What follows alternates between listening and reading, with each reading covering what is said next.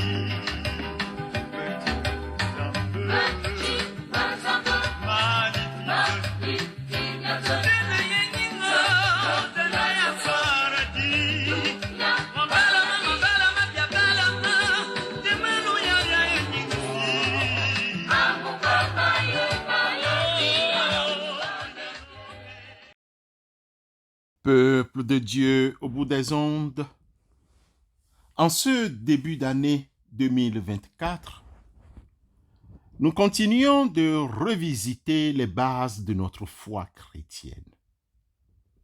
À cet effet, lisons la première lettre de Jean au chapitre 3, les versets 15 à 17. 1 Jean 3, 15 à 17. Quiconque hait son frère est un meurtrier. Et vous savez qu'aucun meurtrier n'a la vie éternelle demeurant en lui. Nous avons connu l'amour en ce qu'il a donné sa vie pour nous. Nous aussi, nous devons donner notre vie pour les frères. Si quelqu'un possède les biens du monde et que, voyant son frère dans le besoin, il lui ferme ses entrailles, comment l'amour de Dieu demeure-t-il en lui? 1 Jean 3, 15 à 17. Sœurs et frères au bout des ondes, ces versets nous démontrent que aimer, c'est le signe certain qu'on est passé de la mort à la vie. Lisons à tête reposée Jean 5, verset 24. Celui qui aime est né de Dieu. 1 Jean 4, 7.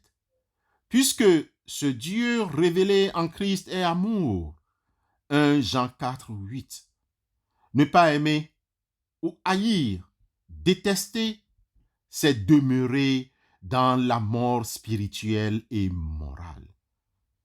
Et comme la haine souhaite le mal du prochain, la haine peut être nourrie jusqu'à provoquer le meurtre. Celui qui est son frère est réellement aux yeux de Dieu un meurtrier. Jésus-Christ avait exprimé la même idée sous une autre forme. Il voit dans la haine une violation du 6e commandement. Vous avez entendu qu'il a été dit aux anciens, tu ne tueras point. Celui qui tuera mérite d'être puni par les juges. Mais moi, je vous dis que quiconque se met en colère contre son frère mérite d'être puni par les juges. Que celui qui dira à son frère Raka mérite d'être puni par le Sanhédrin, et que celui qui lui dira insensé mérite d'être puni par le feu de la Guéhenne. Matthieu 5, versets 21 et 22. Bien-aimés dans la foi, la loi de Dieu se résume en l'amour pour Dieu, pour notre prochain. Lisons encore à tête reposée Matthieu 22, versets 34 à 40. Matthieu 22, 34 à 40. Nous sommes donc appelés à aimer Dieu et nos prochains. Lorsqu'il s'agit d'aimer Dieu, on n'a pas trop de peine, puisque nous ne voyons pas Dieu avec nos yeux physiques. Cependant, aimer son prochain n'est pas toujours évident. C'est justement ce que nous rappelle l'apôtre Jean. Pour nous, nous l'aimons parce qu'il nous a aimés le premier. Si quelqu'un dit « j'aime Dieu » et qu'il haïsse son frère, c'est un meurtrier. Car celui qui n'aime pas son frère qu'il voit, comment peut-il aimer Dieu qu'il ne voit pas? Et nous avons de lui ce commandement, que celui qui aime Dieu aime aussi son frère. 1 Jean 4, versets 19 à 21. Bien-aimés dans la foi, un de nos collègues pasteurs disait que certaines circonstances de la vie ont détruit des relations fraternelles et ou humaines. Oh! Suite à une petite incompréhension, que des gens n'ont-ils pas haï les autres au point de leur vouloir du mal?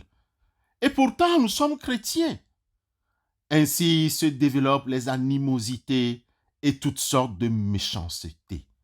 Il faut simplement s'affranchir de tous ces fardeaux qui risquent d'anéantir toute possibilité de réconciliation véritable. En fait, comme nous le lisons dans ce texte, le meurtrier n'est pas seulement celui qui a tué une personne, c'est celui qui n'aime pas l'autre. Tant qu'il va développer des sentiments de haine et d'animosité, il a déjà tué dans son cœur. Nous sommes plutôt appelés à concrétiser notre amour vis-à-vis des autres par des gestes, tels que leur venir en aide dans leurs besoins, les soutenir dans leur détresse, nous sacrifier pour eux. Pour y parvenir, prenons pour modèle suprême notre Seigneur Christ Jésus, qui s'est sacrifié pour nous au point de mourir à notre place. Soyons concrets et n'aimons pas en parole. Aimons-nous vivants, mais aussi en action et en vérité. Amen.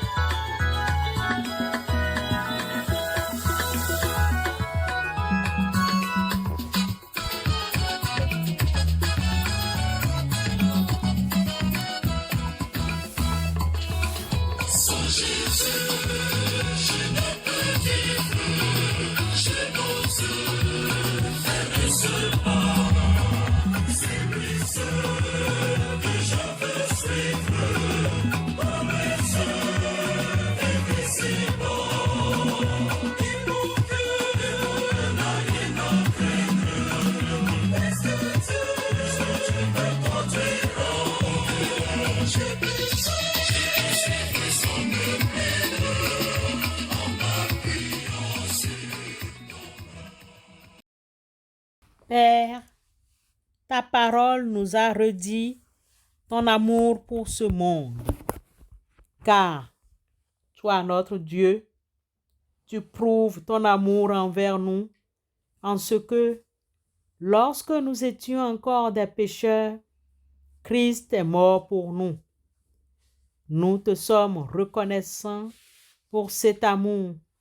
Fais de nous tes disciples plus conscients, qui sachent mieux partager ta parole, accomplir tes œuvres et mieux en relation avec toi, notre Dieu.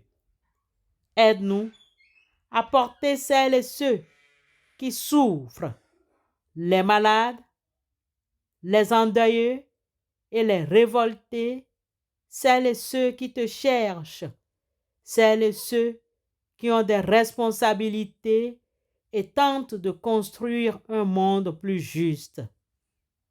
Nous te présentons les hommes et les femmes politiques, les réfugiés politiques et économiques. Mets ton amour et ta compréhension chez les humains. Suscite des dirigeants honnêtes, capables de protéger ton peuple.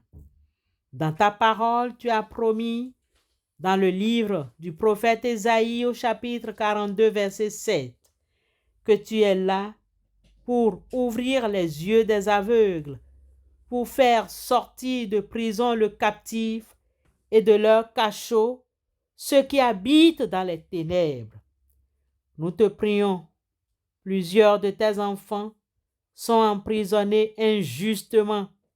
Certains sont dans des prisons à ciel ouvert, car ils ne peuvent pas parler de toi et ne sont pas libres de leurs expressions.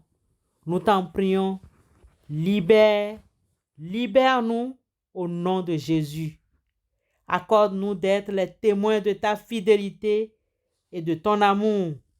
Nous te prions aussi pour tous les peuples de la terre. Donne-leur sagesse et humilité lorsque sa place est bafouée. Donne-leur force et courage dans la persécution. Réveille-le quand il dort.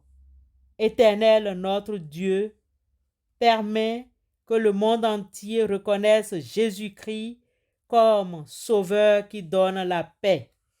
Au nom du Père, du Fils et du Saint-Esprit, nous te prions. Amen.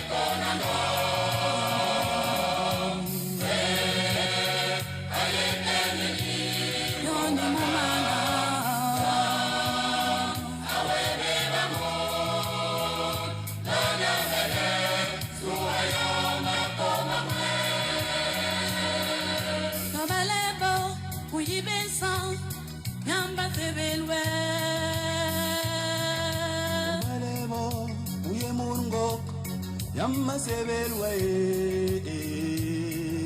Tomelebo uyeliye Yamba sebelwe Lona begen Suayo makoma mwe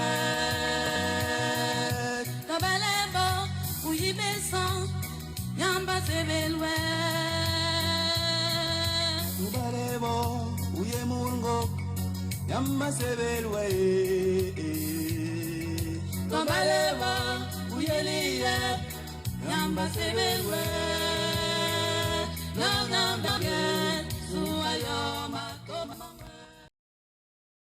Recevons la bénédiction de la part de Dieu. Dieu vous bénit et vous garde dans sa paix. Amen.